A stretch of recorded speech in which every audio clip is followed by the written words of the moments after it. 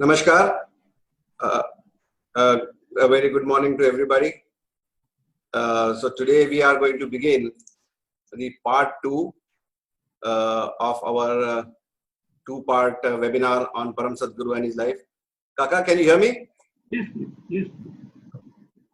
I think still some people are joining in, but we are also trying to do the Facebook part so see that it goes on live on Facebook, but there seems to be some technical issue there. If it doesn't go live, we will still upload the recorded version. What I will do is I'll quickly try and refresh what we talked about yesterday and then set the stage for today's discussion. So yesterday we discussed the beginning of Param Sadguru, the phenomenon, because like we have always discussed that Param Sadguru is more than just the person that we can see. He's more like a phenomenon. He's more like an event that has occurred in the history of this planet, and we are trying to understand what has really happened, how it happened, and most importantly, understand what is happening now and what is going to happen in the future. We have to understand what has happened in the past. So on that background, we discussed Param Sadguru's family lineage. We discussed his guru tradition as well, and we found that the common thread that ran through both, which Param Sadguru inherited as life values, was the concept of social welfare and spiritual awakening.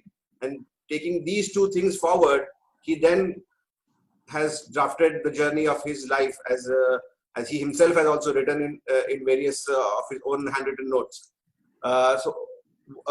Somebody asked me a question yesterday as to what is the direction the whole discussion is taking. I have always said that to make sense of what is happening in today's world, and because it's a common question everybody is asking whenever you speak to people, that what is happening, and most importantly, what do you think is going to happen from here on forward? Those are the two questions that people seem to have a lot in their minds. And to answer those two questions as to what is happening, to make sense of what is happening in the world today, and to get a general idea of what is going to happen a few years down the line in our lives, in the lives of our children, and so on and so forth, we need to understand what has happened in the past and how that last 100 years is shaping the events that are occurring today and are also going to shape the times to come tomorrow. Because the change that we are experiencing today, we are experiencing a change, we are experiencing a transformation, and we believe that that transformation has not been initiated in the last 2 years, 3 years, 5 years. It has been in the process for the last 100 odd years. If you look at the early 20th century, from maybe this First World War onwards to right up to now, human life globally has gone through a tremendous upheaval. We have seen a huge transformation that has not been seen probably in the last 1,000 plus years, happen in the last 100 years. And in these 100 years, from the early 20th century to the beginning of this 21st century, we have been seeing human life change like never before. We have seen technological advancements, we have seen social changes, we have seen political changes. We have also seen a lot of technology changing the way we perceive life itself, and all of this is happening on the background of Agnihotra movement taking off at the same time. So if you look at the time frame, actually it is very beautiful as a study for somebody who eventually might do some kind of a postdoctoral thesis on this. The timelines are so precise. Shree's birth coincides with the First World War. And from there to now, the change that he and his entire lineage has initiated can be seen globally, can be seen, the changes can be felt, the transformation can be experienced globally, that the old world structure is falling apart and a new world structure is coming up, and which is built more on cohesiveness, which is built more on understanding, peace, equanimity, also on unity globally. And these factors are getting built. So if you see beyond the negativity that we see around us, beyond the negative news, so to say, that is percolated around us, if you see at the positivity that is getting created at the same time, is tremendous. the sheer fact that there is a huge population on the planet which now thinks alike on various human values is a very big change that we have seen in these last 100 years. That was not probably experienced in the last 1,000+ years.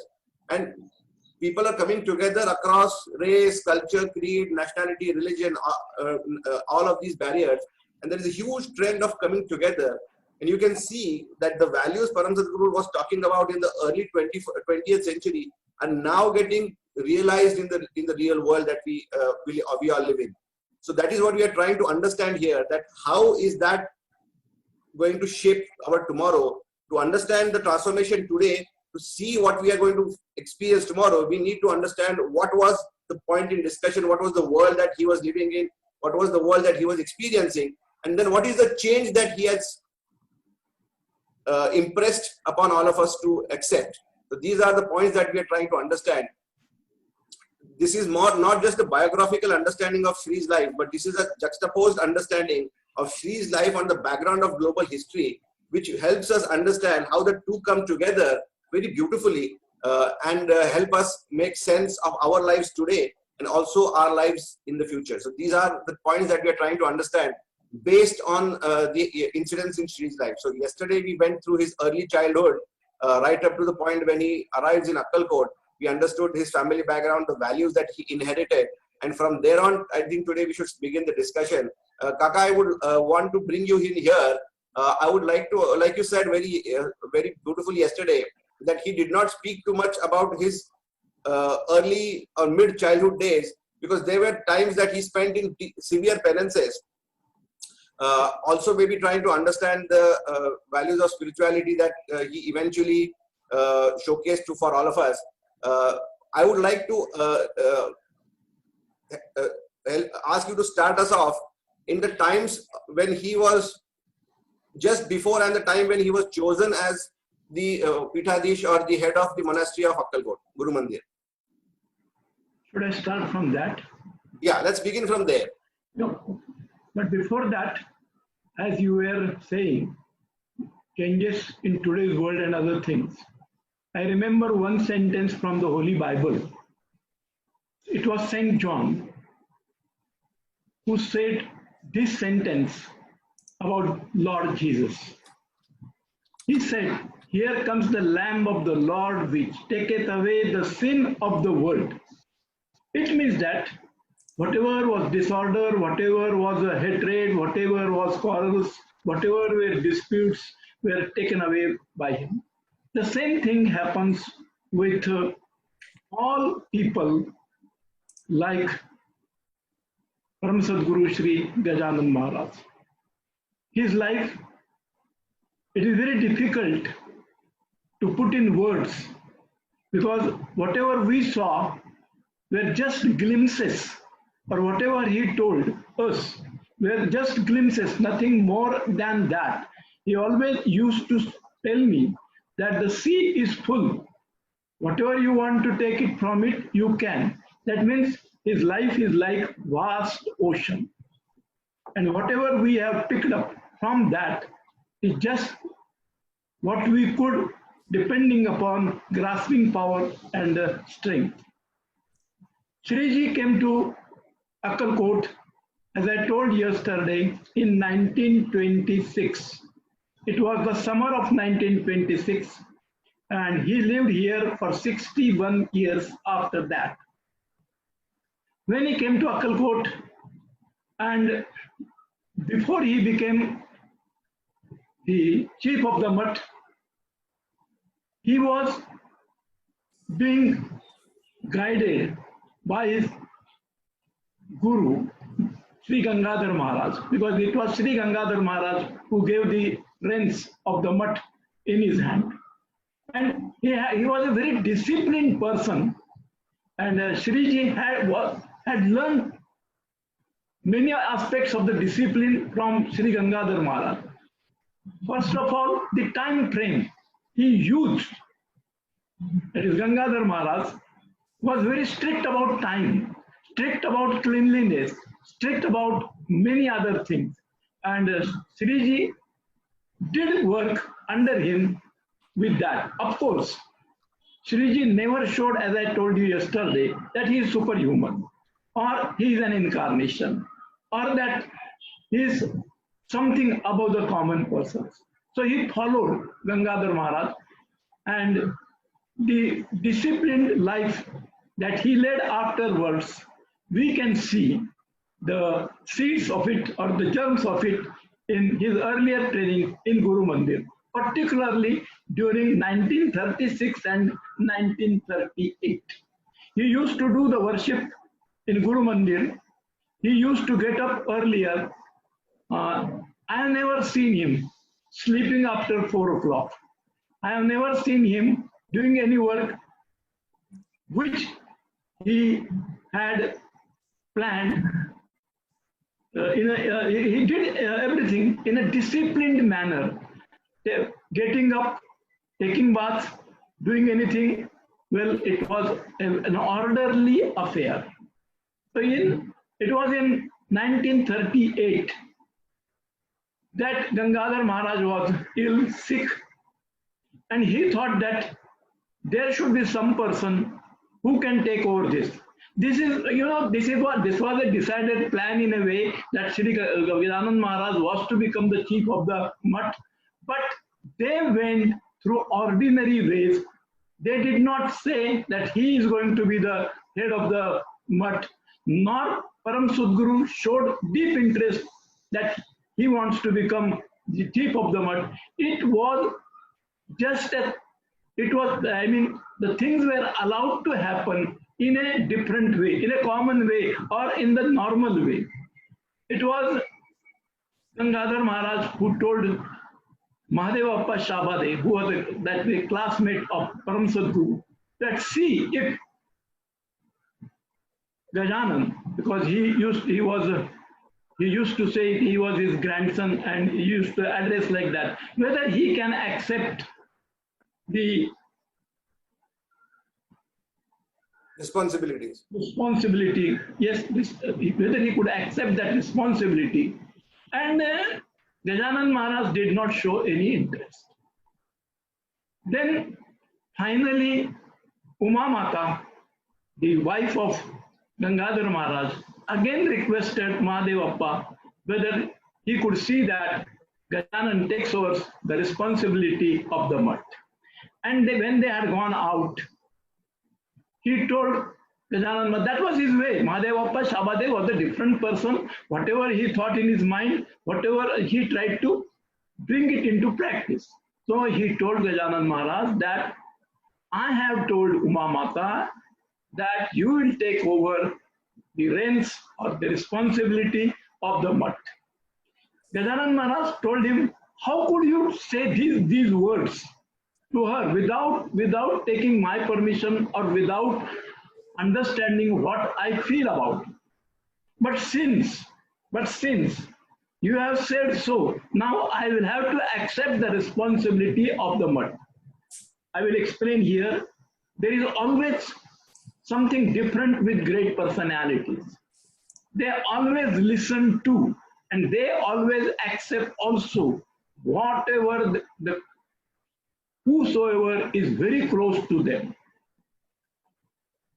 Shabade was very close to him, and whatever he said to Uma Mata, he accepted it. When both of them came back, he told Uma Mata that Gajanan Maharaj has accepted to take the responsibility of the mutt. She was very happy and distributed sugar as a sign of the change that was going to take place. You know, Gangadhar Maharaj was very ill, and Gangadhar Maharaj had long back in 1920, just after 2 years of the birth of Gajanan Maharaj, because Gajanan Maharaj was born on 17th May 1918, and it was in September 1920 Gangadhar Maharaj had a vision that a child is born who will be doing great service to humanity. Dila ek balak, we have given you one boy or one child who will do the work of spreading message of humanity all over the world. So this was known to Gangadhar Maharaj that Gajanan Maharaj is going to take the responsibility. But he did not hurry. He did not press. He just allowed the things to happen. This is the practice followed by Akkalkot. Let the things take their shape. And this was how he became the chief of Akkalkot Mutt. Before that, that is some 21 days before this, he was initiated to Krishna Shakti Mantra, which is well known, and which is well known in the sense that many great personalities born in India and elsewhere, they were initiated to this mantra by their gurus. Param Sadguru told me that he was doing regular things and were doing some worship in the sanctorium of Guru Mandir. That is where he was sitting there, and he was engaged in worships, and he heard thrice the mantra. He said, I could not go out, and I knew that Gangadhar Maharaj was ill and sick, and he is not giving the mantra to him, he is not initiating to the mantra. But since it was heard by him thrice, he said that somebody is initiating me, and therefore I should accept this. And he accepted it. He did not see, could not go out and see who is initiating. But this is the practice, that when you are listening to a mantra thrice, it means that somebody is interested in initiating you. And he accepted it. And just within 3 weeks, he became the chief of the Mutt. Gangadhar Maharaj was very happy. He had printed an invitation that Gajanan Maharaj is going to accept the responsibility, and the ceremony took place on, I think, 21st March 1938. And after that, in a few days, Gangadhar Maharaj passed away, and the whole responsibility of running the Mutt, following the traditions of the Mutt, upkeeping the Mutt, and doing everything for Mutt, that was the responsibility of Shree Gajanan Maharaj. He knew, for everybody's information, what he was. There is no doubt about that. But he did not want to publicize it. He wanted to work as an ordinary man. He wanted to work just as other chiefs of the Mutt would have worked. And he started his routine that way. He was already following a very difficult routine by this time. I mean, he was already living like a monk. He had spent years in penance. And also, if I'm not wrong, he had already started doing a lot of the duties of the Mattam already. I mean, he was already taking care of many duties that were entitled as part of the regular duties of the Mattam.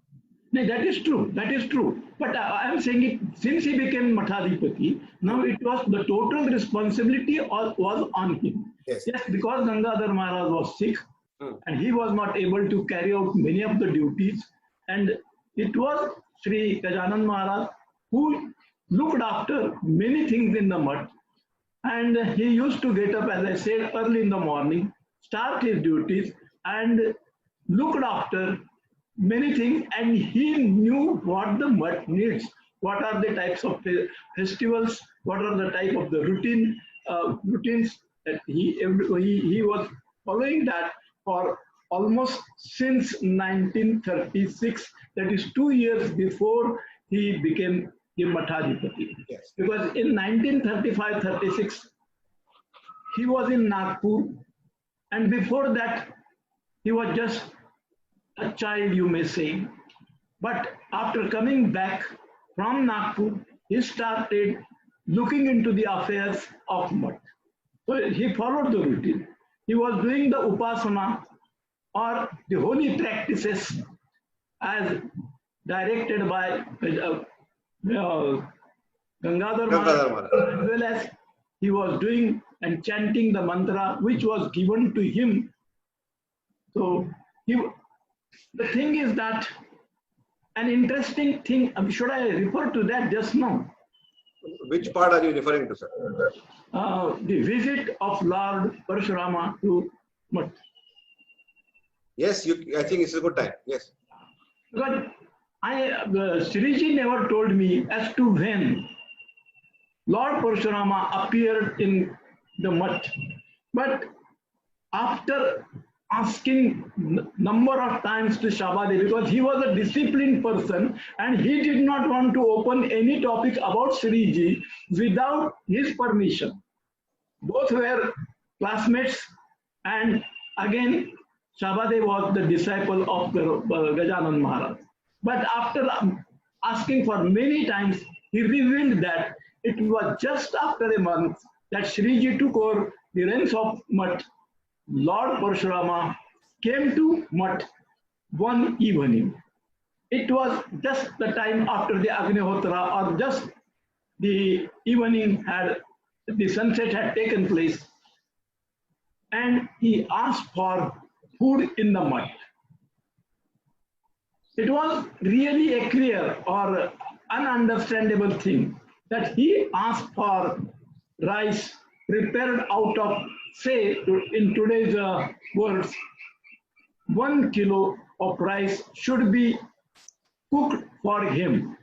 So it was really impossible for a human being to ask for 1 kilo rice to be cooked. But the person who was standing there was Bapu Joshi Chapalgaonkar, who used to work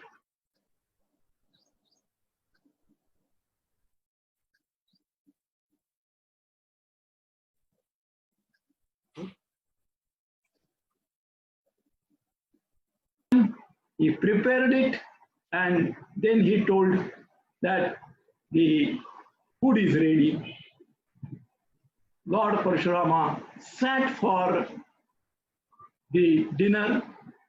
The place was just in front of today's room of Shree in Guru Mandir. Just a few meters, you may say, 2 or 3 meters away from that room. He sat there, he ate the food, and then after finishing the dinner, he told Shabade, because Shabade was a different person, if somebody else would have asked him that I'm going to stay here and nobody should come here, he would have said, this is our Mutt, and how can you order us? But the lustre, the authority of the Lord was such that when he told Shabade, or rather ordered Shabade, that we are going to stand, or we are going to be on the courtyard or the outside place of the Mutt, and nobody should come there till we are there. And Shabade had to say yes. This is why I'm saying this. This personality of Lord Parshuram was such that everybody was astonished, everybody was impressed, and everybody was wordless, speechless because of the effect of the grand personality, the penance undertaken by Parshurama for thousands of years at Chiplun, so nobody could question him. And I asked Shabade, how long was he there? And when did you find out that he was not there? He replied to me that, say about 9 or 10, up to 10, we could just note that he was doing something there or he was standing there. But after that, we did not know whether he was there. He left sometimes at night, but exact time we don't know. Shree was taking rest in his room. Shabade was doing his work. And at that time, there were only 4 persons in the Mutt. Oma Mata, the wife of, or the Guru Mata, you may say, the Guru Mata. Then Bapu Joshi Chapalgaonkar, Mahadevappa Shabade used to sleep in the Mutt during those days, and Gajanan Maharaj. These were the 4 persons normally staying in the Mutt. Why I'm doing this? The humble beginning of Math is like this. The humble beginning of Shree's travel as a Mathadish or the chief of the Math is like this. Very simple beginning, very humble beginning, and without any pomp and show, they went on working like this. And this story is written down by Param Sadguru in a Sanskrit verse, which is very long. I just don't want to repeat it because nobody will understand if I speak in Sanskrit, and then I will have again to explain that in English. But Shriji has written down it, documented the event, and we should believe in the word of it. Shriji followed this tradition of Math in letters and spirit. Because what was the tradition of Math? It was Swami Samarth had told Balappa Maharaj, the disciple, direct disciple of Swami Samarth, that whosoever comes in the Math should be given shelter, should be allowed to sleep there, and secondly, he should be given food also. Shelter and food should be given. That is what was the direction of Swami Samartha, and it is followed even today after 100 years. Because it was in 1978 that Balappa Maharaj became the chief of the Math. From 1978, today is something 2020, isn't it? More than 100 years, the tradition is going on. This is how Shriji also followed the tradition. Those were, in a way, rather difficult days because Maharaj was new. As I told you yesterday, he was just 20 years or less than that because he completed his 20th year on 17th May and he had become the chief of the Math on 21st March. So he was that way. As we, from today's standards, it was very difficult to take the responsibility of the Math, but he accepted it. He followed every routine of the Math, doing the service to humanity. So this is how it started. Have you any questions, Rajahu? Because that would be guiding to me, which portion I should now cover. Are you listening to me, Rajahu? Hello?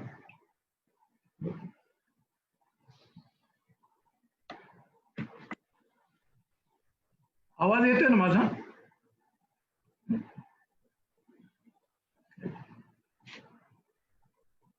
Hello? It is the difficulty. आवाज का नहीं लगा?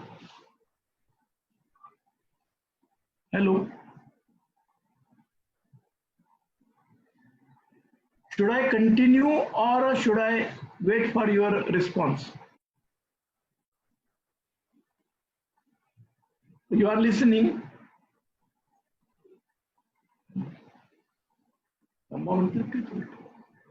Kaka, can you hear me now? Yes, now I hear you. Yeah, all right. So, there's a point that I want to make at this juncture, because he has written a beautiful handwritten letter describing his mindset at this place, where he has said that now, because his life was taking a huge turn, I mean, he was born in a family of royalty. Traditionally, he was expected now probably to finish his education and then go back home and then continue the duties of the royal family as were expected of a young prince at that time. But then the situation that he describes was such that no decision making, he says, it was left unto me. As if he feels that there was a global or universal force that was guiding him on a path of a journey of life. He says that I felt as if I was not in control anymore, as if I was just reacting to events that were happening around me, and there was no time for me to pick and choose a choice of my own. I couldn't choose to stay here. I didn't choose to go back. None of the choices that I've made have been made by a plan of my own. All I have done, he says at this point, is That is react correct. or surrender to a universal plan that was unfolding around him. He says he felt as if there was a larger force guiding him in his life, making him take a path that was chosen for him before even he was born. So this is a point where he says the biggest contribution from his own end, he says, is that I did not resist. I accepted the change. I embraced whatever was told to me and followed the path to the letter, followed the path as was directed to me. And he says that is what eventually took him to a greater realization that resistance at this point would have been futile. Resistance at this point would have not made any difference, because he says that there was powers greater than our understandings that are moving us, that are taking us in this journey called life, and that all he did was embrace or accept that this is a change that was expected of him, and then accept. That's what he says, that the time that he took to accept the responsibilities of the monastery from his predecessor, and then take it on and then follow the life of spiritual, like a monkhood, basically to be initiated into monkhood at the age of 20, was something he says that he accepted because that was the choice that was given to him. It was not as if he was building his life towards it, or he was making. It was not of his choice. It was not of his choice. He wasn't preparing to do this. It was something that was given to him. What he says is, at that point, I had realized that embracing this change, embracing a change in life, is more useful than resisting it out of personal barriers, because there are greater forces that are shaping our lives towards a greater tomorrow. So I think this is a very important point that I wanted everybody to understand, that all of us who have been with us from yesterday and also been with us for the last 30 minutes would understand the difference that life has taken for Shree as a person, that he could have easily now said that I have finished my education and my entire royal estate waits for me. My palaces and my cars and elephants are sitting there ready, waiting for me to come back. But he then says that was not a path that was chosen for him. And being a monk and head of a monastery was something that was shown to him as the future. And he says, I accepted this as my direction in life, and basically let go of everything else that he and his past life would have held him back. So I think this is a very important juncture in his life, because from this moment on, basically his journey from, like my father always said, from Gajanan to Param Sadguru begins at this point. Because up until now he was a young child living in his grandfather's tutelage, learning the Vedas, following the penances, getting education, and everybody basically might have hoped that he would one day finish his education and go back to his native place. But he says this is the juncture wherein he stopped being Gajanan Rajimwale and became Param Sadguru, because at this moment his life took a 180-degree shift. And then he dropped all his earlier identity and embraced this new beginning in life. So Kaka, now that we have come this far, I think would be a very important point now to, I think, understand that he has been given the responsibility of the monastery to carry forward the traditions of the daily routine of performing the various spiritual practices, of also maybe fulfilling many of the daily duties like organizing festivals and organizing the annual celebrations. At the same time, he was also given the responsibility of spreading dharma as Swami Samartha had expected of him. So at this juncture, I think he then, this is very important, because he is also initiated by Lord Parshuram at this moment, and in the next few years, he takes his vow. So would you walk us through Yes, I will that start. part of time? Yeah. It was now, there were two or three very important things that happened in the life of Shree. But just as you pointed out, he has said that there were revolutions and revolutions in his life. He was born in royal family, brought here to Akkalkot, and he had to take the responsibility. It was a revolution in his life.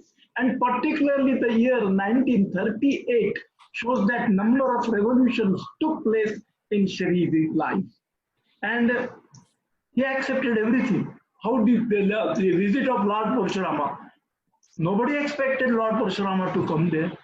The accepting the responsibility, and why he accepted? Total surrender to the situation. Total surrender. He said that the reins were not in our hand. Some force was guiding us. And just about 4 years passed this way. And a day dawned on 12th March 1942, when another revolution took place in life of Shree. On the 12th March 1942, in the morning, Lord Parshurama appeared again. But I will tell you this much, that the tradition of the Guruhood and the working of the Supreme Source is totally different. They do not introduce themselves that I am so and so. Parshurama never told him that I am Lord Parshuram that way.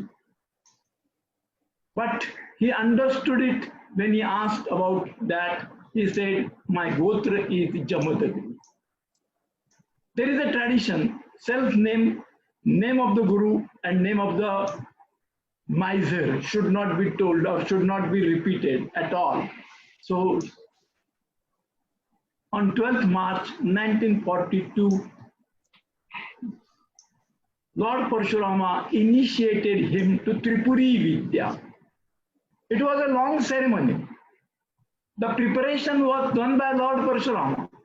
And one day Shree, after a long time, that is sometimes in 1978, asked me to go to some library and see the book in which such a initiation is covered or written about. I went to Deccan College and got a book there, Mahanirvan Tantra, in which there are 50 pages about this type of initiation. And millenniums before Shree was initiated, nobody had received such an initiation. So this was a unique ceremony which has taken place in Guru Mandir. It was going on for half an hour or so. And as I said, the disciple has not to make any preparation. Only the Sadguru or the Guru makes all these preparations. And Shree told me that he was unable to ask any question. That means he did not ask any question to Lord Parshurama. He surrendered. Whatever he did, he accepted. And even though the ceremony was going on for half an hour, because it's a very detailed ceremony, and as I said, there are 50 pages in Mahanirvan Tantra about it. So it will be very time consuming to tell all the details. But one thing I tell you, nobody came in the mud during that. Nobody came.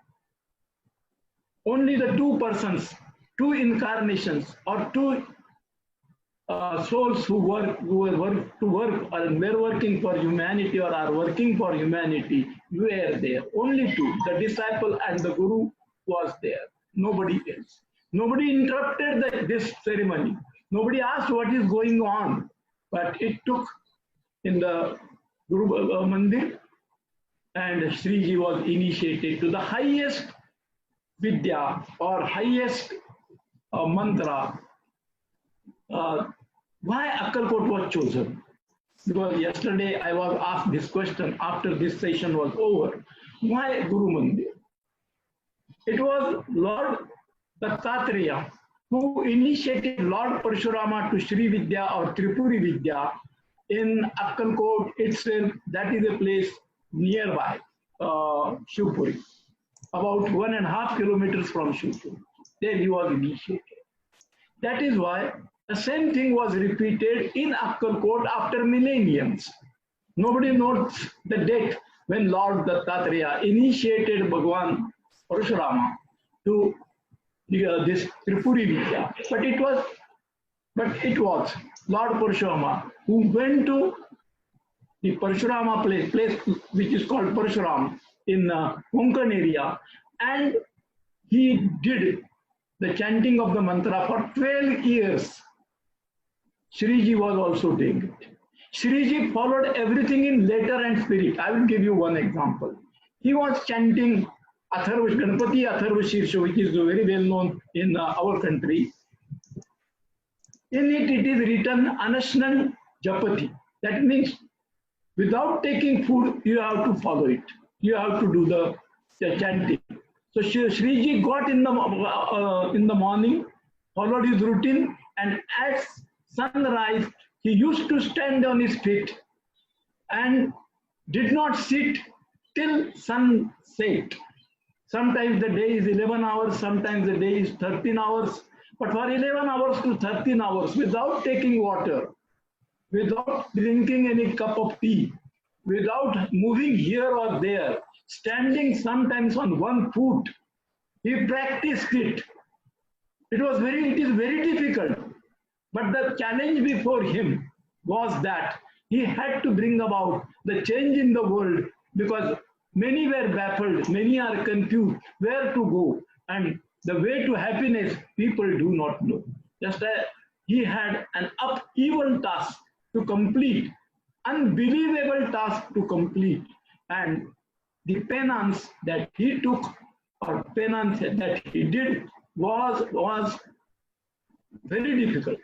Once I was sitting near him and I was standing for about half an hour. He said, please sit down. You have no practice to stand like this. We have done this and we can do it. You need not do it. So this is what he cared for others. Though he used to stand for 12 hours together, he did not make his those who came to him to stand like that for hours together. He said, you sit down. We will stand up, but you sit down. The Guru Shishya tradition is that if the Guru is standing, the disciple also has to stand, but he allowed me to sit down. What a kind heart he had. What a different thinking he had for those who were near him. So what he did after sunset? I had to find it out after doing many, because I could ask questions to Shree and he used to talk to me, but every now and then it is not possible to ask. After completion of that chanting of Atharva Shirsha, when the sunset was there, he asked one of his servants that he wants to take bath. So he went for bath after that. And then after the bath, everybody knows that he took more than half an hour for bath. Well, that was a typical way he had. Then he went again, he came back and had just a cup of coffee, nothing more than that. The whole day was spent without taking any food, and he went to sleep without taking in food, just a cup of coffee. What a hard discipline he was following. And the result was that the Lord again appeared, that is Lord Bhagavan Parashurama, on 21st September 1944 in Guru Mandir. And after this, there were frequent visits of Lord Parashurama to Shivpuri and to Guru Mandir. The relation between the two is astonishing, unbelievable. How it happened in 20th century, nobody knows, but it did happen. And Shree used to tell it, and we have also come to know about it by different ways. On 21st September 1944, it was Ashwin Chatur, for the 4th day of Ashwin, according to Vedic calendar. And Shree was sitting in his place normally. Lord appeared and showed him 4 dogs who would have died any moment. The words used in Sanskrit is asanna marana. That they would have died any moment. That was the condition of the 4 dogs. There was no long discussion between Shree and Lord Purushottam. Lord Purushottam just pointed out to the dogs and said, we want Guru Dakshina, fees of the Guru, that every disciple is expected to give to his master, which is called Guru Dakshina, the fees of the master. What was? He just pointed out, we want this from you. Shree was not like this, asking many details, what is to be done, why the dogs are here, what is the importance of dogs, why they are dying, why their condition is like that. He understood that the Lord is expecting him to rejuvenate the Vedas, because the dog is a very honest animal and he loves his Lord and he works for his Lord. Everybody knows about this. The Vedas are very honest, even though the mankind might have not looked upon it properly or might have neglected them. The Vedas are like the dogs, very, very, very loving, very much interested in the humanity. That is why that is the symbol of the Vedas. And Shree understood that if he doesn't rejuvenate them, they are going to vanish. So he just said, yes. And immediately the Lord left. He took the vow on that day itself. But Lord had already left. And after that, he realized that he should have taken the vow when the Lord was present, when the Guru was present. And he told me that for 3 days he was disturbed why he did not take the vow in front of the Lord himself, or why he was present. 3 days, it is 4th, 5th, 6th of the Ashwin month of Vedic calendar.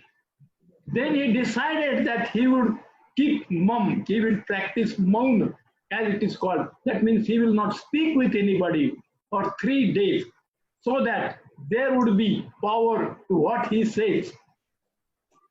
So on 6th, 7th, 8th, 7th, 8th and 9th, he kept maunam, that is, he did not speak with anybody, he kept mum. The silence, vow of silence, so to say. Vow of silence. And after observing it, because whenever he told me anything, questions did crop in my mind. And I was just thinking, why this observing of silence? He told me immediately, because I never had to ask him any question, believing me. Whatever came in my mind, he answered. He said, when we observe this for 3 days, our speech gets strength. That is why we did it. And he was preparing to make the vow on Vijayadashmi, the 10th day of Ashwin, according to Indian calendar or Vedic calendar. 10th day of Navratra festival also. That was the end of the Navratra festival. And it is a very auspicious day, observed in many parts of the world. So, in an auspicious day. So he thought that on this auspicious day, he would take the vow. And since the Lord had appeared at 9 o'clock on the 4th day of the Ashwin, he decided that is, he would take the vow at 9. The date, according to Gregorian calendar, was 27th September 1944. A great change was taking place in the world at that time. And as he was about to take the vow, the Lord appeared. And there, Param Sadguru had tremendous joy in his mind. He did not express it, but he was joyful that the Lord came. He never expected that he would come. And he put water, sprinkled water on his feet and took the vow, I will rejuvenate the Vedas. He said, all the powers given to me by the God will be utilized for the rejuvenation of Vedas. And after that, he invoked his forefathers, the Rishis, Munis, that is the seers, and all the gods that be alert, I am rejuvenating the Vedas. This was a tremendous moment in the history of the world because Veda means knowledge. Veda is not something jumble. Veda is not something which is very secret. It is not knowledge pure. He wanted to take the world on the path of knowledge pure because he did not want to say that he is great. He did not want to say that donate something to mud.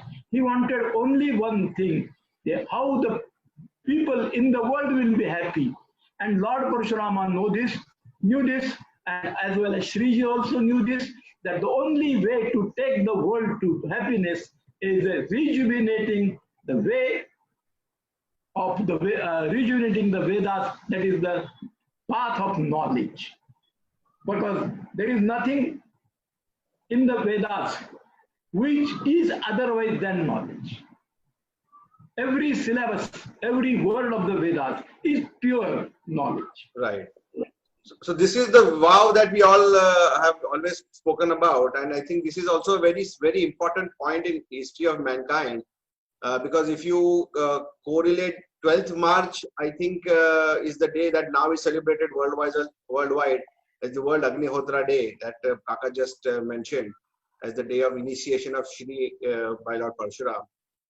And then if you, like I said in the beginning, if you coincide all of these dates with the important dates in world history, you would realize that 44 also was the ending of the Second World War, if I'm not wrong. It was almost the same year the Second World War was ending. And at this, like I said, these are all important points of transformation that have been going on the planet since Param Sadguru's birth. And I think so far what Kaka said was very important points, that the journey of this transformation began probably in the mid 19th century, going on well into the 20th century, that the world was being prepared for this transformation, for this new world to come, for this new age to begin. And the global universal power, what we call as Ishvara, or what we call as God, this divine consciousness, was ushering in this change by preparing the ground for a being, for a manifestation like Param Sadguru to appear, and then usher in this change in a bigger way. So if you see till 1940, I mean the moment of 1944 is now then on the background of the last 60, 70 years or 100 years before that as well, from the 5 or 6 generations of his family, from Swami Samarth appearing into Akkalkot and then preparing this Guru Peetham for him to come, and then also Param Sadguru appearing in Akkalkot, accepting the life of a monk, and then accepting the reins of the monastery, and then being asked by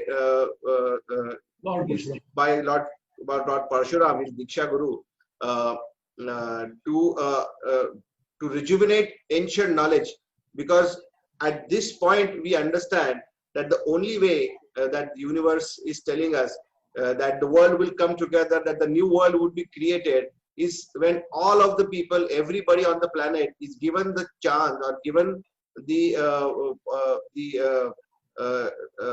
is ushered into a spiritual awakening.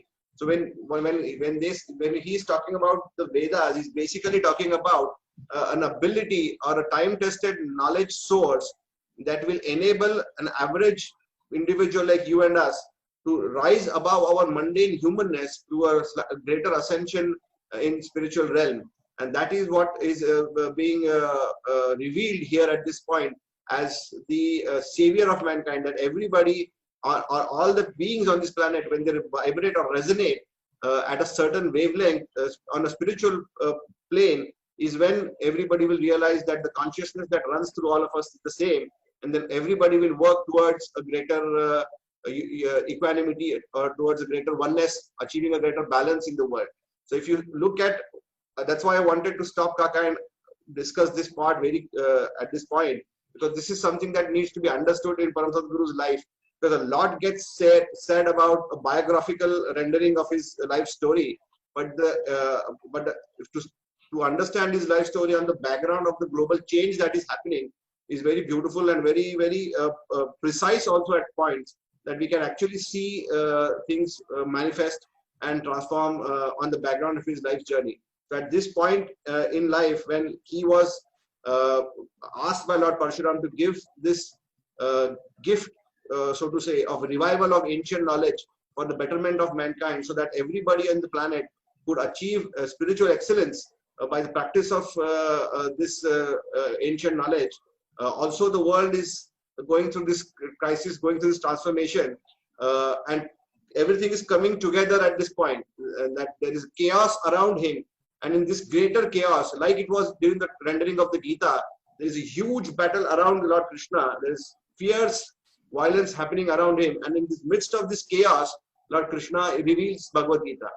So similarly, when the world itself was going through tremendous chaos, tremendous violence, in this midst of this great turbulence, Param Sadguru reveals the Saptashloki at the point of his vow. So Kaka, would you elaborate a little on Saptashloki? Because at this moment, he gives out the gist of the Vedic philosophy and also the teachings of the Guru tradition, combining them in the 7 verses called Saptashloki, revealed exactly at this point. Yes. You rightly pointed out that when there was chaos in the world and when the battle was going on, Sri Krishna revealed Gita or established religion that way. In the same way, Shree did it, because in when he was initiated to Sri Vidya or Tripuri Vidya, Quit India movement started in few months. Yes. And secondly, when he took the vow in 1944, the discussions about getting freedom for India started that time. And Second World War was ending on this point also. Yeah, and in 1947, we got the freedom. So whatever he did, something else is related to that. There is no doubt about that. The revelation of Saptashloki. Saptashloki is revealed. He said that we have not made any efforts to compose it. We have not made any efforts. We are not like an ordinary poet doing something, whether this word is correct, that word is correct. Well, that is not the case. That is what he told me. It was revealed unto him. And it is the gist of the Vedas. It is the gist of Bhagavad Gita. It is the gist of all the standard books on religions of the world. 7 verses is not just 14 lines or some 70, 80 words. It is not like that. It is the gist of all the standard books on religion all over the world. That is point number 1. Secondly, it tells about thrice. It is repeated in Saptashloki. Pramanam Paramam Shruti. This part is repeated thrice. Because whenever you do anything, you have to repeat it thrice so that it is confirmed. In the beginning, in the first stanza, it tells about the Vedas that they were given at the beginning of the universe. At the beginning of the universe. And then he explains what it is in the last 7th verse, because that is the climax. So this is the gist of the Vedas. If you go through the pages of Vedas, you find one thing. Vedas are for sacrifice. Each word of the Vedas is related to sacrifice this way or that way. And what is that sacrifice? Yajna, Dana, Tapakarma, Swadhyaya. These 5 words are expressed or are discussed in every book of the religion, this way or that way, because you have to go through that book, whether it is given to people in the West, whether in the East, or whether in India. These are the only 5 things that one is expected to travel on. The very interesting thing about Saptashloki is that only 7 verses, and they encompass everything that is about religion. They cover everything under the skies about religion. I think Nobody knows about it. When it was shown to a person in North India, these 7 verses, he said this particular man, because he did not know that is something else, must be a Divya Purush, a divine personality. Because nobody can give the gist of the Vedas in 7 verses. Nobody can give the gist of the Bhagavad Gita in 7 verses. And nobody can give the gist of the books, standard books on religion in the whole of the universe in 7 stanzas. You go through any book, you will ultimately arrive at these 5 words. So the Sapta Shloki tells that this is the standard word. Standard word. And there are 2 verses which say that in the Sapta Shloki, there are 2 stanzas which declare that you have to follow this path, because this is the right path.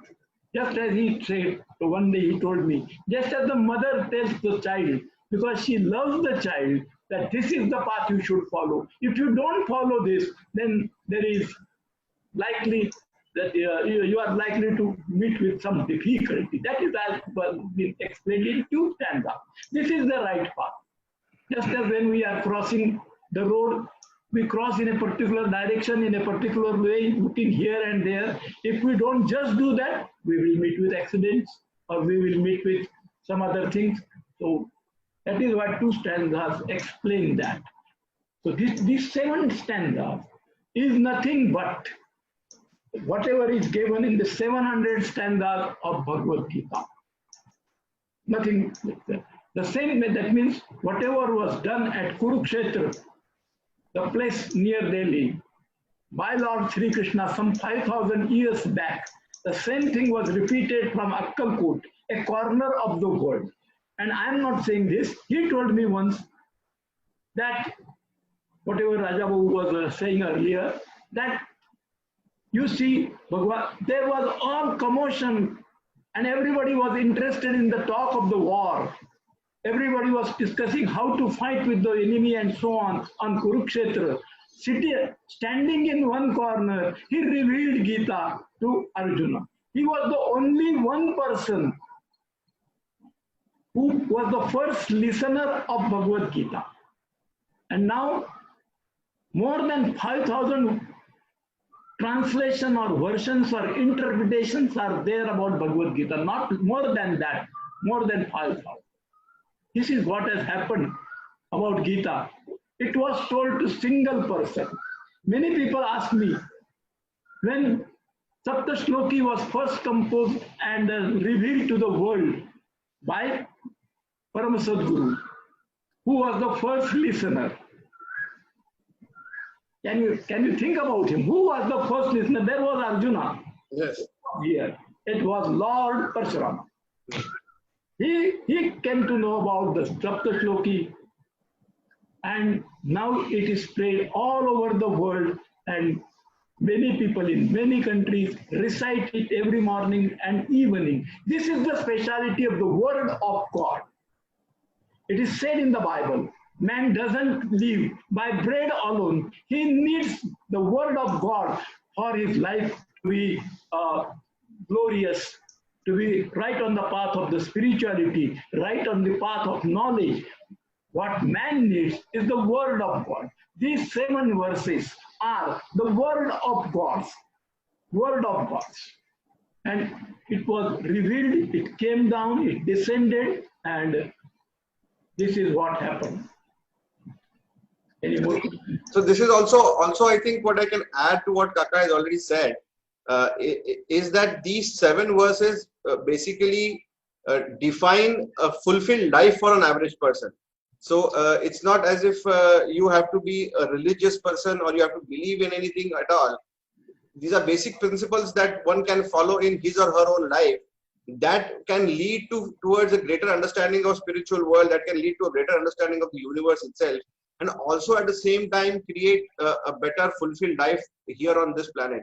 So I think that is a very important point that we have to understand, that here at this point, like we said before, when the world was going through great turbulence, Shree is unveiling, or she is revealing a path towards not only happiness, but the path out of all of this commotion as well. that this is a structure of life, this is a blueprint of life, so to say, that is away from what is currently being sold as template of life. I mean, here is a monk sitting in a small dusty town in rural India, revealing to probably no human around him, no human being around him, a path towards a greater lifestyle that is going away from the established norms of life that are prevalent in the society, that have led to this great turbulence. I mean, that is what we have to very beautifully understand here, that turbulence, that the commotion, the chaos, the violence that is happening in the world is built up over hundreds of years before that. A path that humanity took maybe a few centuries, maybe a few hundred centuries before that, that has led to this point of greater commotion. And now here in this midst, like Lord Shri Krishna does in the midst of the war for Arjuna, that all the choices that all of you have made have led you to this war.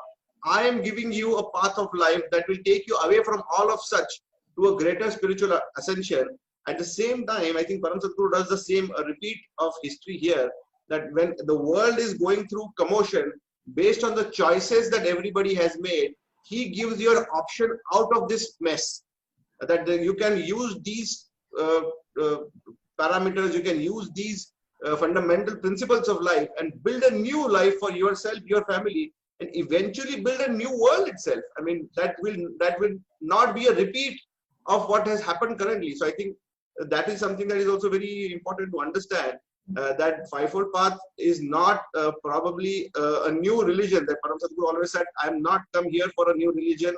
Don't call me a new sect. I don't want to establish a new guru, no new master, no new lineage. I've only given you what was given to humanity eons ago as a time-tested path of creating a beautiful life. I think that is something that he wants all of us to also understand at this point. So I think, Kaka, that is a very important point for humanity as well, because like you also said, that the world itself took a new direction after that towards basically fulfilling these 5 principles. I mean, Agnihotra is something that we always say. Agnihotra is something that the world hasn't understood yet. The first part of the fivefold path. But the other 4 are basically now considered normal in all over the world. I mean, they are basically fundamentals of millions of people's lives now. That is correct. 7 verses are not just 7. They are the blueprint for the people all over the world. This is the working manual for people all over the world to spirituality, to get out of commotion, to have a happy life, and to lead a different life altogether. This is the blueprint. These 7 verses are something which you cannot describe in a few words. It is a tremendous line out for the world to move on, and the coming days, in coming years, this will be the thing. What he told me once, sitting in Guru Mandir, that whatever we have told to the world, Yajnadan, Tapakarma, Swadhyaya, these 5 words or 5 folds, this will last till the end of the world. There will be new era also, but whatever we have said will remain till the last man of the world. It will not change. Whatever till eternity, it means basically. Yeah. Till eternity for us. Yes. Yes. It is an eternal blueprint. It is an eternal blueprint. And he told, when he took vow in 1944, there was not a single follower doing Agnihotra except Param Sadguru Gajanan Maharaj. He himself was doing it, yes. Yeah, he was doing it from childhood. He continued to do that. And he wrote first letter about this in a way, or the first disciple in a way. That was Sakhayapte from Mahasa. Yes. And he told him about the 2 oblations and the simplest form of Agnihotra, which was given at the beginning of the universe. If the birthplace of Agnihotra is, it is the Master's word, the Paramatma's word, Lord's word, and it is the heaven. Where it was decided that this should be given to the humanity. There cannot be, because every Veda, every book on religion repeats about this yajna. What is the essence of the Vedas? It is yajna. But you can't do a Somayag every day. So what is the essence of the yajna? That is Agnihotra. The beginning is from Agnihotra to oblations. No human being has done it. No human being can do it. No human being can realize that these are the only two oblations which will serve the humanity to have a new life, spiritual life, and change in day-to-day life. Because only the Lord, only the Almighty Father could do it. And Almighty Father realized millenniums back or ages before that these two oblations are necessary. And that is why Param Sadguru said, I will rejuvenate the Vedas. He has not said never, never. He was very humble, very simple, not showing himself. He had not that showmanship that I am doing this. He never said, I am doing this. He said, this is what I am rejuvenating. And he also said that I have not come here to give you anything new. I have come here to give you what was already part of your culture, part of your tradition, which was lost in its essence over ages, over misinterpretations, or generations. And I am coming here to give you back your own heritage all over the world.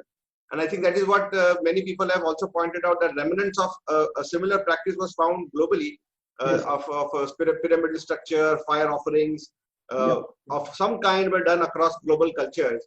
And I think now we should also move on towards probably the first Somayaga being performed in Shivpuri, because that is also another important point in time of humankind, that the not only the organizing of the Somayaga, but also the actual performance of Somayaga being of a special kind. So could you quickly run us through that? Yes, yes, sir. Shree took vow in 1944, and by 1969, 25 years had completed to his vow. It was also, in a way, he became the chief of the Guru Math in 1938, and it was also many years passed for that, and it was the 50th year of Shreeji's incarnation. So everybody thought that something should be done. And then Shreeji, when many discussions went on, and then it was decided that Somayaga should be performed to celebrate the 50th anniversary of the Lord. So everybody began to look after that. Then, though the committee was formed, ultimate word was that of Shreeji. Many persons were involved in that, but every now and then, everybody approached Shreeji, and then finally it was decided that this Somaya should be performed for world peace, world happiness, and to take the world out of the commotion or out of the confusion that was prevailing everywhere. So the world, it was decided that, and preparations went on right from the beginning of 1968. More than 1 year took for the preparations. And as a matter of fact, as the thing would have it, Shravati from Nellore came here for the yajna. He was brought here, you may say. But he was also trained by Param Sadguru for this special purpose, right? I mean, not many people knew how to do this particular yajna. And that is also a reason that many resisted the performance of this yajna for a long time. People, even today, some people, not all, think that yajna means there should be oblations of blood and meat. Animal sacrifice, actually, sacrifice of some living being. And they go on describing it even in their books. They go on advocating it in them. They did not understand. Lord Buddha resisted this, and he was against such sacrifices. 2,500 years passed, but still people did not realize it. It was Shreeji who said that there should be no animal killings in the yajna. And their references are found in the Vedas, references are found in the other books that Vedas do not advocate animal sacrifice. That is why it is written in Mahabharata that the yajna, which means killing of animals, is prescribed by those who want to deceive the community. Or destroy the world also.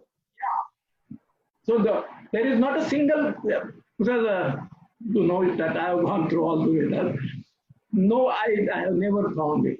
From the very beginning, or in Rigveda, in the very first sutra, sukta, it is said Advarya. It reaches the God. That is what the Rigveda says. Every say Veda advocates this.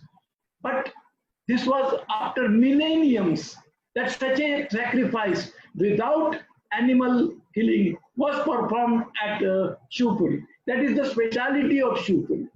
Once while moving through Shivpuri, along with Shree, he told me that everything here, every part of Shivpuri is related to that Somayaga.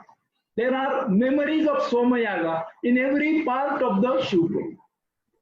Because this was an unparalleled sacrifice.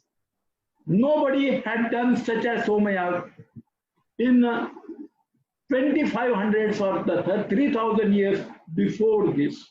And after Buddha talked about yajnas, which are ahimsak or non-violent yajnas, nobody had undertaken such a big yajna this. And all arrangements were made. Invitations were given to people from different countries. From the Mishmi tribes in India to the various king of Nepal and others, everybody was invited for the yajna. And every day, I just read today, because I knew that I would have to speak about the yajna. More than 200 ST buses were flying between Shivpuri and Solapur and Solapur ST stand, Akkalkot ST stand and there. See how many people gathered it, how many people had come there. And on the last day of the yajna, 17,000 persons took food there. Everybody was provided food. It means that on a large scale, everything was arranged. Rutvij, or those who perform yajna, or who are well versed in the Vedas, well, they were called, they were selected, and Shrauti was one of them, Vishwanath Shrauti was one of them. He had come to Pune, and long discussions were there about how a non-violent yajna sacrifice can be performed at Shivpuri. Interesting part is that those people, there were people who opposed this. They were thinking that Somaya cannot be performed with this. But it was Shree's words and Shree's lead that made this yajna successful. It is like any other Somaya otherwise. But the important landmark or the important milestone is that it was a non-violent yajna after millenniums. After millenniums, all the yajnas Somayagas performed before Buddha were full of animal killings. That is why he opposed it. And Shriji had told me once that if somebody is a non-vegetarian, it's all right, whatever the effect will be on the person. But if you put the flesh and blood in the yajna or sacrifice, it will pollute the atmosphere. It will disturb the atmosphere. And the yajnas do not recommend it. This yajna was attended by thousands of people. Arrangements were made at Shivpuri. There were tents. Many people did not get place to reside there, so they went to Solapur. But it was an all-out event, and all the newspapers from Maharashtra gave wide publicity to this sacrifice. This was a turning stone in the history of religion or the history of the Vedic performances. And Shree did it. That is why it has been called an unparalleled yajna. Unparalleled yajna. So a beginning of a new era in the history of yajna. So far, and the Jaina Bodhak, a newspaper or a weekly from Solapur, declared that Shree has performed a non-violent yajna, and they have started a new page in the history of yajna, and those who were advocating animal sacrifice, they have been given a fitting answer. I think it also, just to clarify for all our listeners here, I think what is understood by the performance of yajna is the yajna is basically a process of greater healing, of channelizing energies to create a positive transformation in not only the people performing it, but also the environment around you as well. And for generations together, for millennia together, people were using this technology to create a negative effect on people's hearts and minds, and also on the environment around as well, which had led to a lot of disturbances in the energy fields of the planet. And because Param Sadguru is now trying to re-establish positivity, re-establish a betterment of mankind, re-establish a betterment of the entire life form, every life being on this earth, he feels that it is now important to usher in a larger healing, larger channelizing of these positive energies through a performance of the actual original form of yajna. That had to be done to usher in a larger change. So at this point in time in his life, when he's, like you rightly said, has already been 25 years of revelation of Agnihotra as a practice. Already many people had begun to practice Agnihotra, but a larger global change was expected. And I think to usher in that larger global change, Param Sadguru organized this Mahatma Yajna, which was performed in the original healing method, and not in the way that many had interpreted it, with a lot of animal sacrifices, with a lot of negativity involved. And that also, that the new beginning also got a lot of resistance, because many people did not like this new way of doing things.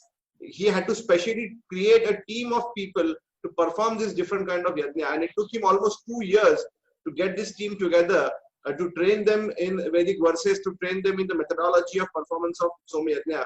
And I think that is also very important, because he is now bringing together all these different groups of people, Vedic scholars, also maybe journalists, also media people, and all of these people that drive policy on this planet, at least here in India, to come together to witness this new change that he is performing this process here in this town of Akkalkot. And at the same time, he's establishing this international center called Shivpuri here. So I think both of these events are done together to not only one day create a healing effect, but to create a place where such healing energies could keep on emanating whenever the world needs positivity to be channeled, energy to be channeled, or also healing to be provided. I mean, that is also one of the reasons that I think he created Shivpuri as a place of energy for generations to come. So whenever the world would require a healing touch, or a reference to dharmic knowledge, there has to be a place of sanctity, or of purity, that will keep giving out this message to mankind. I think that is also very important to understand, that at this point, that he is not only doing one yajna somewhere. So many times people confuse it with many, because there are many people who do yajnas around the year. This is the difference is this, that he has not only done it for the global healing, but also has resurrected an old method of doing yajnas, which was hitherto not known. Nobody knew how to do this. Nobody was aware how to do this. Nobody knew how to interpret the Vedas to come to the realization that this is the technique of doing yajnas, of doing Agnihotra also. And I think that is where he is now trying to create a larger change in the global energies in a way. by performance of this yajna. So I think those two are very important points also for us to understand, that the performance of Soma Yajna here under Shree's supervision and then establishment of Shivpuri as an international center coming together at the same time have a lot of greater impact on human history than what we can understand right now. Kaka, could you elaborate a little bit about Shivpuri and its past, its importance and past? Shivpuri, the place Shivpuri was selected long back in 1948 because Shree had all the vision about what is going to happen at Shivpuri. It was Mahadevappa Shabade, who was once going on foot on the station road, and he came to know that here is a place where from some pleasing scent like a smell was coming. He thrice tried to understand where from the scent is coming. He came back and it was his way. He went to Shree and told that he was moving on the station road today, and he came to know about a place where he could realize a scent is coming. And then Shree asked number of questions to him, where is the place, where is the place, and this place was there. Of course, Shree might have known it earlier also, but he wanted somebody to tell him that this is so and so, because it becomes then a common thing. Shivpuri is just as this, why Yajna was performed, because Agnihotra was going on. Many people had come to know by 1969 that Agnihotra is such and such. And they also knew that Agnihotra has a special place because the path is fivefold, but the fold, these are folds, the principle is one.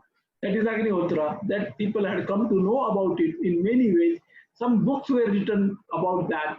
But a universal approach had to be taken and a universal change had to be brought out. That is why Somayag was performed at Akkalkot.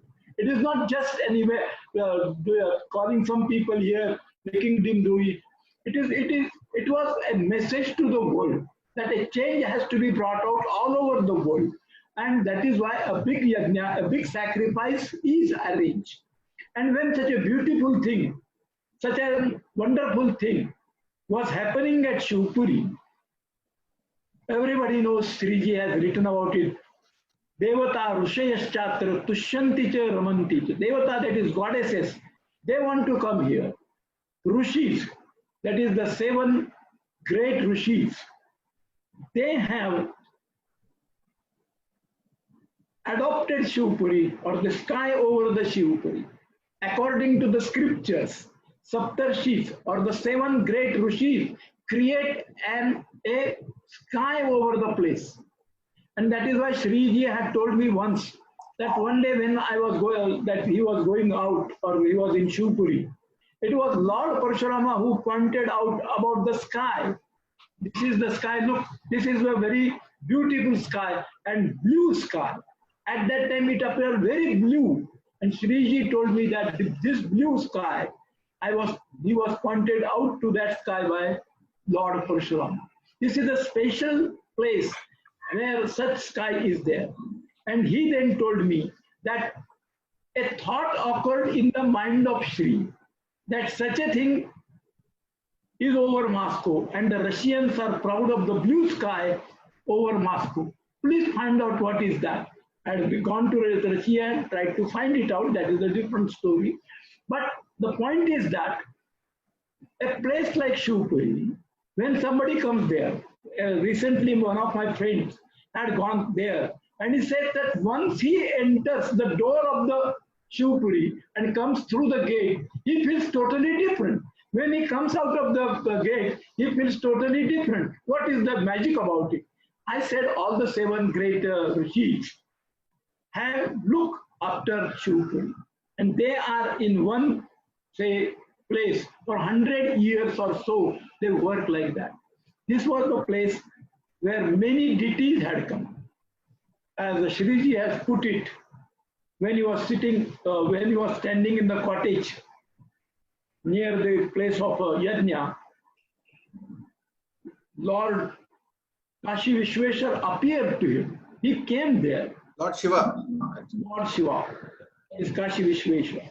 Because he came there Lord Vishweshwara appears or comes or gives darshan or tells something to the people who have done the story when Lord Kashi Vishweshwar met somebody who was some 2000 years back.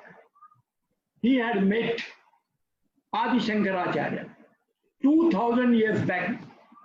The story, how 2000 years have taken place, that is a different story. But 2000 years back, Kashi Vishweshwara met Adi Shankaracharya, the first Shankaracharya. And after that, he came to Shivpuri to bless the yajna.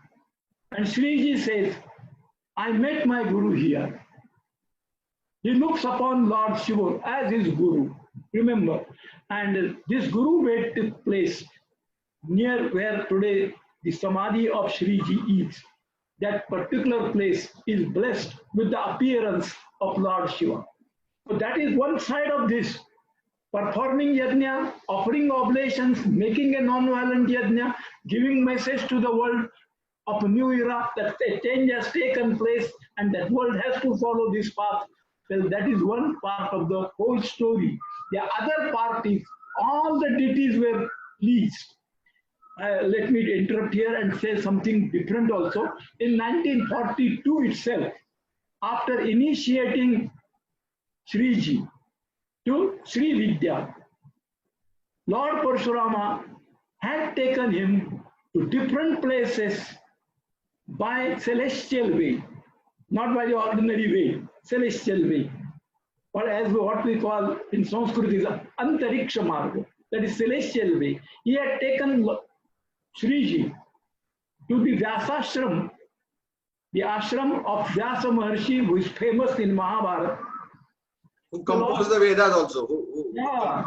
So the person, the Mahan Rishi, or the great Rishi, or the great seer, who had done the composing of 4 Vedas, because originally it was 1 Veda, and people were finding it difficult to recite and memorize. So he had made 4 parts of the Vedas. So when he went there, Lord Parshurama took him to the hermitage of Vyas in which is beyond what we call Badri Kedar. Badri Kedar. In the Himalayas. Up in the Himalayas. It is beyond Badri Kedar. The ashram is still there. He said you will not be able to find it out. Okay, but it is the hermitage is there. Hermitage is there. And he said when we went there were so many divine immortals, Chiranjeev as we call it in our divine beings. Divine immortals, because they are still there. And he said they are not 7. They are not 7. It is said in many parts of our India that there were only 7. He said that we could not look at them in one look. One glance. One glance. It was so many out there, so many were there. And Parshurama introduced Shree. He is come about whom I was talking. That is, he is the person who will rejuvenate the Vedas. He is the person who will start new era. He is the person who will do great penance and change the world and make the people universal brotherhood. That is what the Vedas speak about. Universal brotherhood. That is what he is going to establish. This is how Lord Parshurama introduced him in nutshell. This is the divine person about whom I was talking, and I have brought him here. And everybody was happy. And all of them blessed Shree for his work. For his work. So he told me that when the Atindriya Shakti, which is beyond the organs of human beings. Suprasensory perception.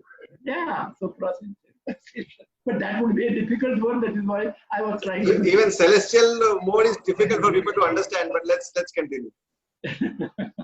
Yeah, that is also difficult. But anyway, we have to use that and we have to tell it that way only. And Once they get these words, Sele, they will from the dictionary what it is. So, these people, these deities are there. They are even present even today. And naturally, the question came in mind, what do they do every now and then? Because there are so many things.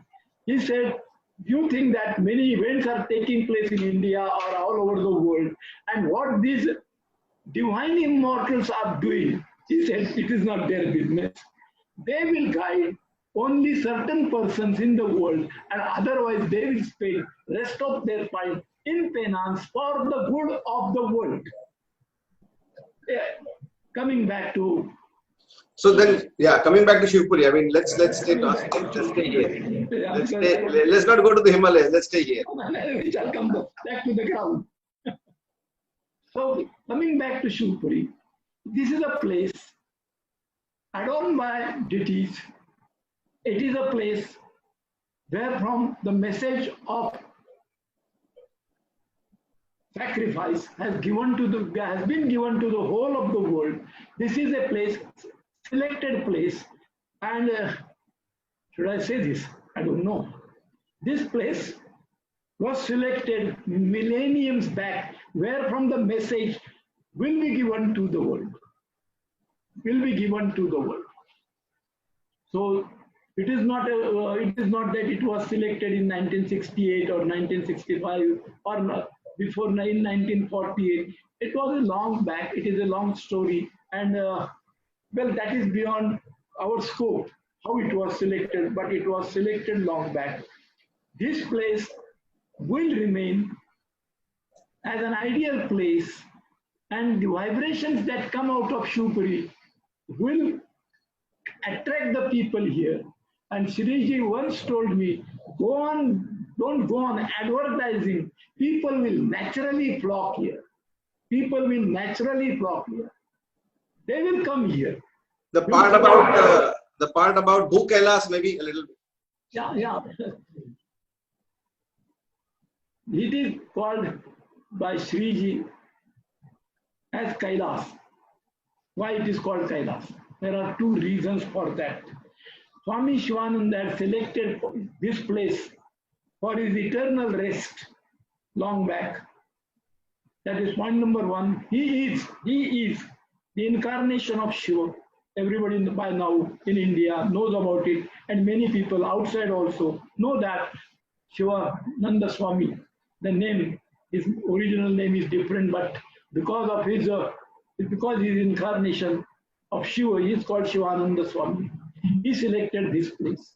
Then secondly, Kashi Vishweshwara, the Lord Shiva, appeared here in 1969, and he told, Kashito agatosmi, I have come from Kashi. That is Varanasi. हमारे लिए यहाँ कोई जगह है, whether there is any place for us, so he wanted to stay here. Kashi Vishweshwara wanted to stay in this place permanently. That is why it has become Bhu Kailas. Two incarnations, or two divinities, Lord Shiva and Paramashiva, they wanted to stay here and they are staying here. That is why it is called Bhu Kailas. And you know, many people ask me, this is a common question. When such a place is like that, why there are frequently drought prone? Why it is not? Why it doesn't? And why are there only 5 of us here right now? Huh? Why are there only 5 of us here right now? There are two questions. Why is the nature around you so harsh? And why does not many people know about you already? Yeah. The thing is that the place was kept for to bring about change in the universe.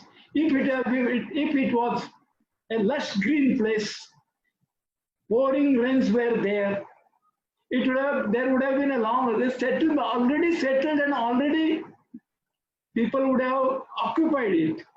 The Lord wanted to keep it unoccupied. That is why droughts are there, and frequent droughts visit it. You can't know about the scheme of the God or the Lord, but it is so.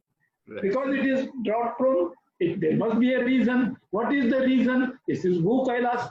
And if this place would not have been kept like that, people would have occupied it, and it would have been very difficult to start the work there. Why Shree came to Akkalkot, why Lord Swami Samartha came to Akkalkot. The place Guru Mandir was the hermitage of Jamadagni Mercy. Lord Parshuram's family. It belonged to Lord Parshuram's family. He was staying there. He has performed big sacrifices, big yajnas in the place Guru Mandir. Yeah. So this also, I think he had said that the time for people to start coming to Shivpuri is not yet here. The time is still in the future. Yeah. There is still some time left because firstly, like you were also saying, that he wanted to create a place of global faith. Like he also mentioned, 100 bar Kashi to ek bar Shivpuri. I mean, the importance that Kashi or Benares has in the Vedic Indian culture is tremendous. And to go there once in a life is considered to be a blessing.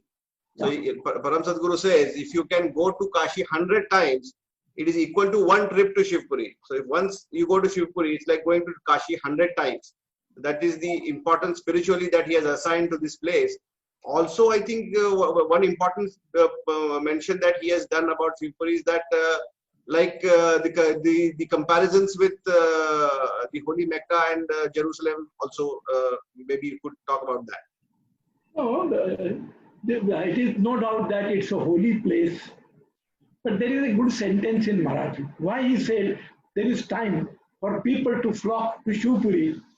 आम्हाला जेवायला भूक लागल्याशिवाय कोणाला जेवायला घालू नये. That is said in Marathi. He should be hungry. Then only you can offer food to him and he can eat well. Till they are hungry, they won't come to Shivpuri. And once they come to Shivpuri, they will have good dinner and lunch. Or spiritually. Right. Ordinary lunch and dinners are there. Yeah, they are there. Understand what is the thing? Just as you might be knowing that Haber, the first nuclear scientist who worked with Russia for many years, had come down to Shivpuri. And he took measures, and he had equipment to measure the vibrations also. He went in all parts of Shivpuri, and finally he went to the Samadhi place of Shivananda Swami. And there, his machine or instrument could not work. And he said, this is a place where the vibrations are tremendous. But it was Haber who could realize that. And it was Haber who suggested that. Because when he was shown the copper pyramid that we use for Agnihotra, and the way we perform Agnihotra, he asked, who is the super scientist who has found out this copper pyramid? Copper and pyramid together is something which is very scientific, and there must be a super scientist behind this. And then he came to see and have a darshan of Shree. And then he said that, let us perform here Agnihotra. I will take the ash to my country and do research on that. What is Agnihotra?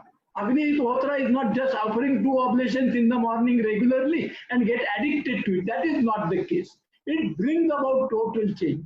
So he wanted to know what is in that. So he saw the copper pyramid, he talked about it, he had Shree's darshan, then 20 people were asked to perform Agnihotra at near the Dharmastambha in Shivpuri, and there they performed it. And then he wanted to take the ashes for experiment to his country. And Shreeji, in his, sometimes he wanted to confuse some person who is standing near him. He asked me, how can he take these ashes when there are so many checks at the airport? I said, it can be taken. What is difficult? No, people, they don't allow. I said, this can be given to a woman traveler because people the authorities at the airport won't check her. No, that is not possible. Then I told Shreeji, there is only one way. They said, what is that? Grace alone. Grace alone, yes. Oh, your grace will do everything that is to be done. And he took the ashes to there and he added some chemicals in that ashes. And Shreeji told me that he was not expecting it, but it had golden color of the ash. And Hauber wrote to Shree, this is baffling. This is baffling. So this is how everything about Agnihotra is that. But times are to come.